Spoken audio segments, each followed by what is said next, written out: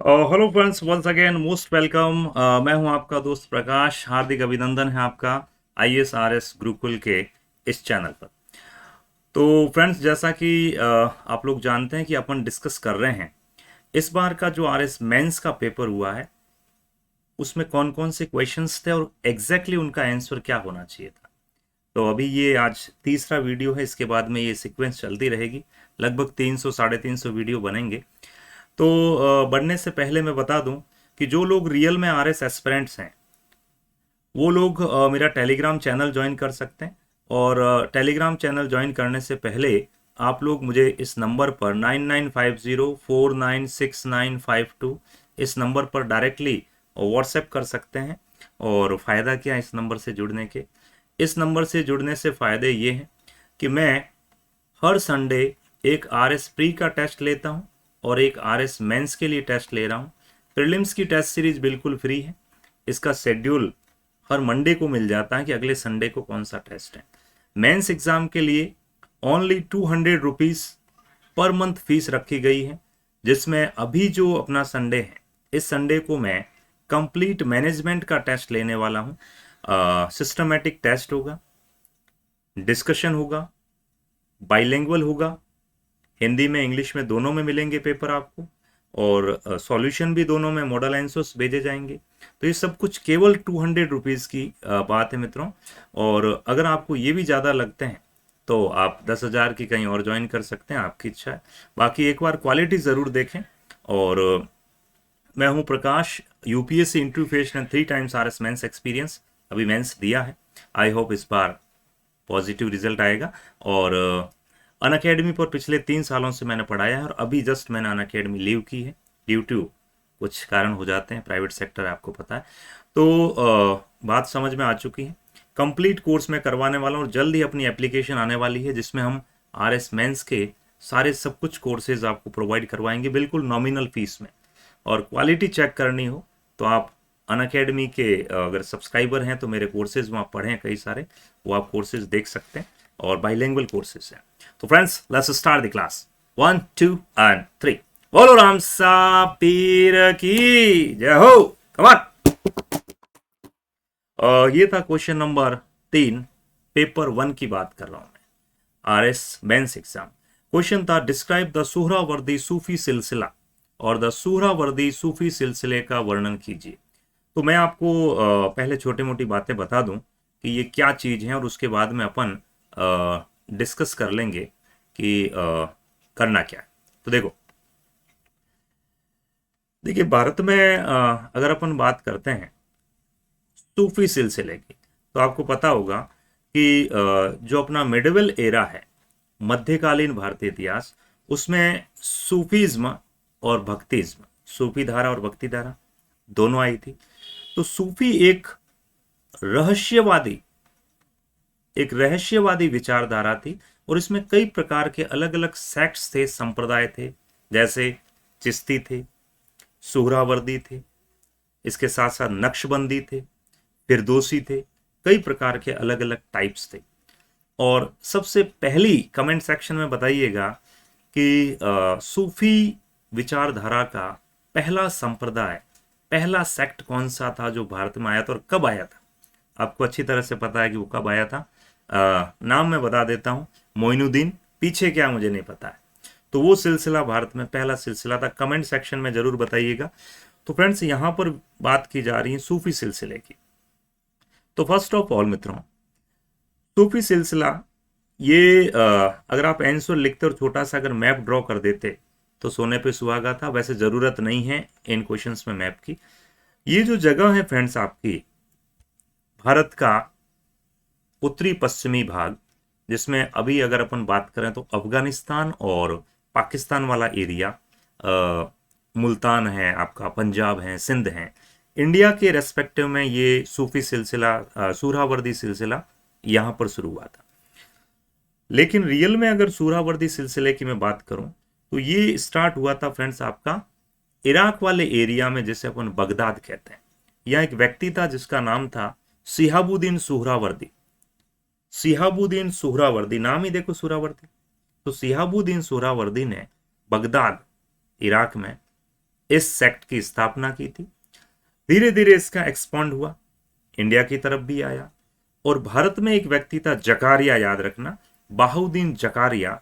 तो Bahauddin Zakariya was the founder of Suhrawardi सिलसिला in India, especially India. और इंडिया के रेस्पेक्ट में इसका जो हेडक्वार्टर था, मेन हेडक्वार्टर तो कहाँ था, बगदाद, लेकिन यहाँ हेडक्वार्टर था मुल्तान। और अभी मुल्तान कहाँ, you know very well, Pakistan वाला जो एरिया है।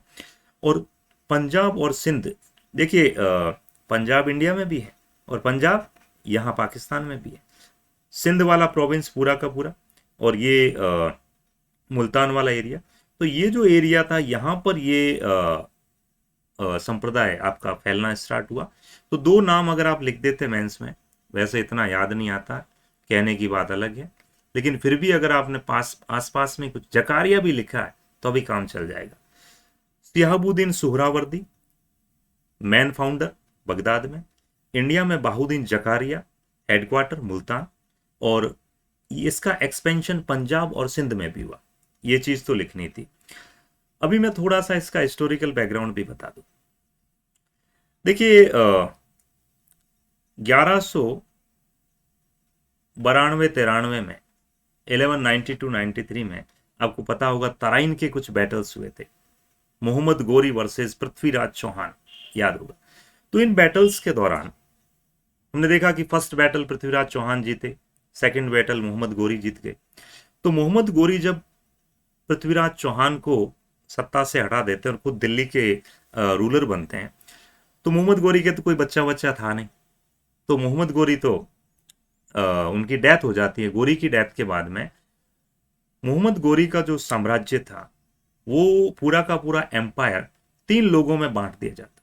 वो 3 लोग कौन कौन थे? एक थे आपके कुतुबुद्दीन ऐबक, एक थे आपके कुबाचा, और एक था आपका यल्दोज, याद हो तो, है ना। तो जो कुबाचा और यल्दोज को दी गई थी सत्ता गजनी की। गजनी कहाँ? अफगानिस्तान। कुबाचा कहाँ का रूलर था? ये मुल्तान वाले एरिया का रूलर था। और ऐबक को मिला था भारत वाला एरिया, दिल्ली का स्पेशली। तो ऐबक की डेथ हो जाती है। ऐबक की डेथ कब हुई थी? 1210 में। 1210 में 1210 ऐबक मर गया। ऐबक की डेथ के बाद में उसका जो दामाद था इल्तुतमिश, वो दिल्ली का रूलर बनता है। तो इल्तुतमिश ने सत्ता संभाली थी 1210 में, याद रखना 1210 के आसपास में इल्तुतमिश ने सत्ता संभाली। और जब इल्तुतमिश रूलर बनता है तो उसी समय ये बहाउद्दीन जकारिया, क्योंकि जकारिया का जो मैं बताऊं आपको टाइम पीरियड, तो जकारिया का टाइम पीरियड है आपका 1182 टू 1262। और अभी मैंने बताया कि 1210 में कौन बन गया था? इल्तुतमिश। तो इल्तुतमिश के समकालीन था कौन? बहाउद्दीन जकारिया, जो रियल फाउंडर था इंडिया में सुहरावर्दी सिलसिले का। और एक चीज और मैं आपको स्पष्ट कर दूं कि इल्तुतमिश और जकारिया की खास बॉन्डिंग थी। क्यों थी बताता हूं। कुबाचा दुश्मन था इल्तुतमिश का, क्योंकि कुबाचा से सिंध और मुल्तान वाला एरिया इल्तुतमिश लेना चाहता था। तो जकारिया के जरिए, अब जकारिया कहां बैठा? मुल्तान में। तो जकारिया को गोली सेट करके इल्तुतमिश ने अपने पक्ष में ले लिया। आजा बेटा, तुझे मैं शेख उल इस्लाम का टाइटल दे दूंगा, पदवी दे दूंगा, शेख उल इस्लाम की। तो शेख उल इस्लाम का टाइटल इल्तुतमिश ने दिया था जकारिया को।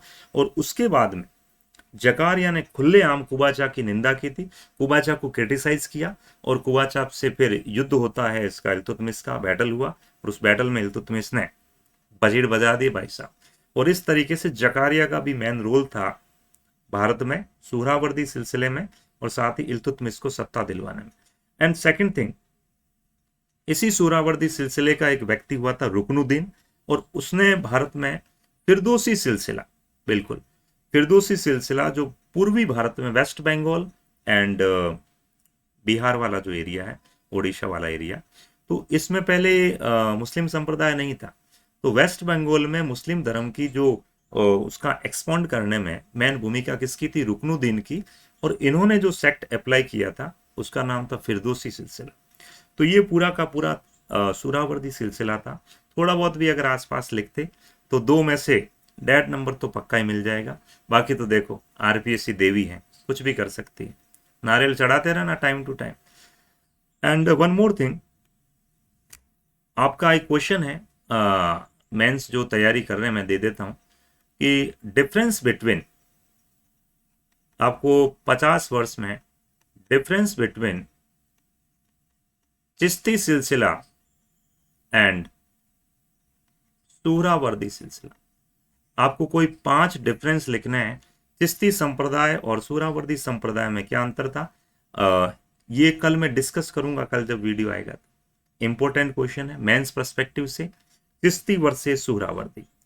इंग्लिश में यही लिखा मैंने, आप देख सकते हैं इंग्लिश मीडियम, कि फाउंडेड बाय द शेख Shihabuddin in Baghdad 11th century. India में जो इसका मेन फाउंडर था, found in India by the शेख Bahauddin Zakariya 1182। Headquarter was situated at Multan, normal बात जो मैंने पहले बताई है।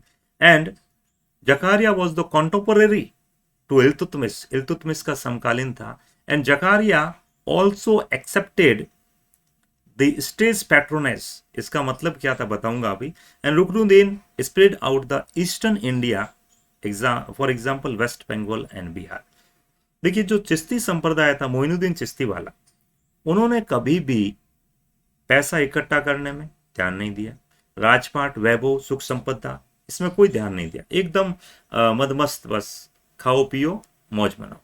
लेकिन ये जो सूहरावर्दी सिलसिला था जकारिया वाला, इन्होंने इल्तुतमिश से जो राजकीय संरक्षण था, स्टेट पैट्रोनेज, उसको स्वीकार किया, धन इकट्ठा किया।